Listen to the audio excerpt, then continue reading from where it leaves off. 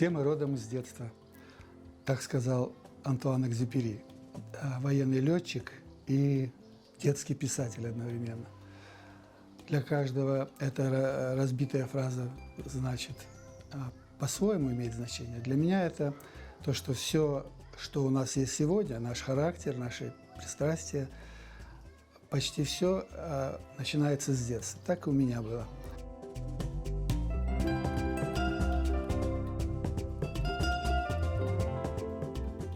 В детстве моя мама привлекала меня, приобщала меня, покупала краски, альбомы, карандаши, стимулировала мою любовь к изобразительному искусству. Два ее брата тоже были художниками. Они все были внуками Амета Калафатова, нашего крымско-татарского художника-орнаменталиста. Моя мама, кстати, была хорошей вышивальщицей. Она оформляла свою одежду, хотя основная ее профессия была медсестра, но она постоянно увлекалась вышивкой. Это было ее увлечение большое и глубокое. А я рисовал.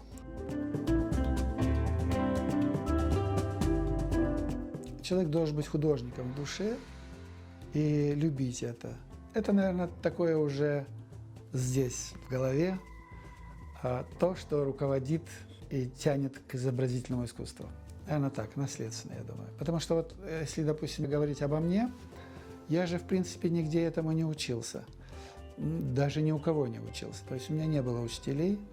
Были примеры для подражания. Это мои дяди. Были люди, среди которых я вращался и впитывал это. А также литературу, по которой я покупал. Я как бы являюсь самоучкой, который постоянно увлекался этим и вечерами напролет писал. Я приехал сюда, в Крым, это были тяжелые 90-е годы. Найти работу было сложно. И я так и приспосабливался. То работал инженером, то художником. А на одной из керамических фабрик я работал художником-живописцем.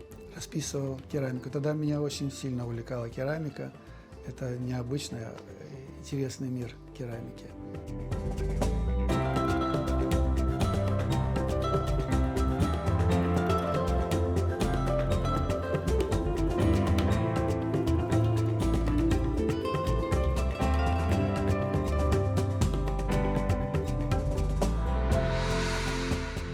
У меня было желание всегда сделать иллюстрацию к книге.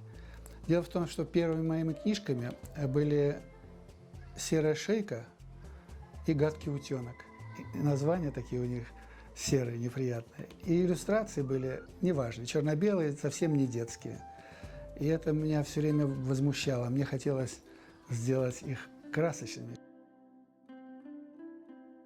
Что касается жанра иллюстрации, то здесь, конечно, нужно знать хорошо, во-первых, материал, который ты иллюстрируешь. То есть надо ознакомиться с книгой и, может быть, даже не один раз прочитать ее, для того, чтобы почувствовать ее дух, для того, чтобы почувствовать вообще, что это и о чем, и как лучше это сделать. Для детей это одни иллюстрации, они должны быть сочные, красочные, живые, желательно мобильные, чтобы это было не какое-то статическое изображение, а чтобы была динамика, то есть движение.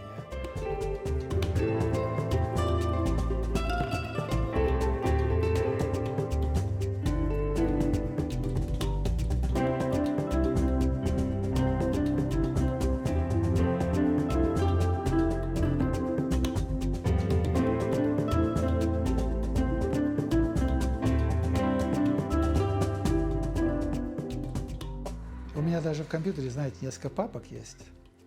Поделюсь секретом. Проект номер 1, папка. Это одно назначение. То есть у меня таких папок 7 штук, в которых я закладываю те материалы, которые я готовлю для того, что в будущем я мечтаю сделать.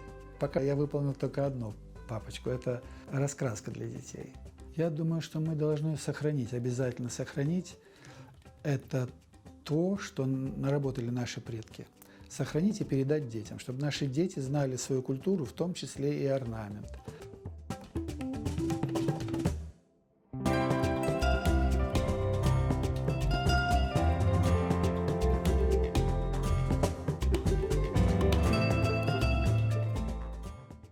Я пишу детские сказки. У меня есть уже несколько готовых. Я к ним готовлю иллюстрации. Мне хотелось бы, чтобы мой вклад был в детскую литературу. Пусть маленький, какой-нибудь сборник сказок с красивыми цветными иллюстрациями, чтобы дети с детства любили книгу. Так уж получается, что художник думает о своей работе всегда. Не только тогда, когда он садится за холст, за мольберт или за компьютер. Он думает всегда, он всегда носит эту идею. Он зреет постоянно, и даже иногда во сне снится, что, как надо сделать. То есть это то, что тебя захватывает, то, что тебя отвлекает от окружающей жизни.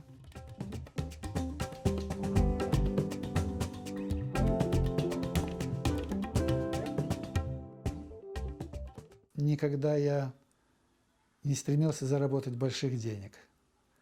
Это, наверное, романтизм в душе, такой вот романтизм, который удовлетворяет тем, что я умею делать. То есть я умею нарисовать, интересно нарисовать, я умею создать конструкцию какую-то, металлическую конструкцию или строительный проект сделать.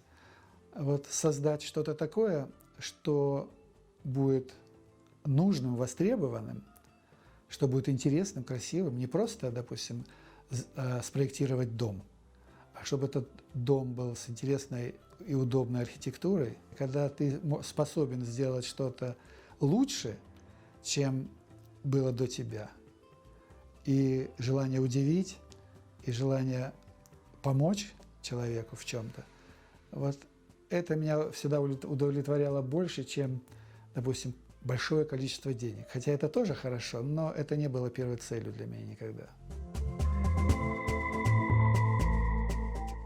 Конечно, для меня семья – это первое. Это то, что я люблю, то, что меня поддерживает, и то, что я обязан поддерживать сам со своей стороны. Часто бывает, что художникам сложно в этом плане жить в семье. Почему? Есть примеров вокруг много. Художник, он замыкается в своей работе, и часто бывает так, что он обделяет свою семью, к сожалению. Семья хочет внимания. Тогда я оставляю свое увлечение, приходится выбирать. Вдохновение я получаю, конечно, от книг, от этих книг, от наших легенд, от наших народных сказок, от нашей природы неповторимой. Можно один раз съездить, проехаться по всему Южному берегу или забрести куда-нибудь на Чатырдак или в Большой каньон. В этом Большом каньоне можно столько идей начерпать, столько там красоты.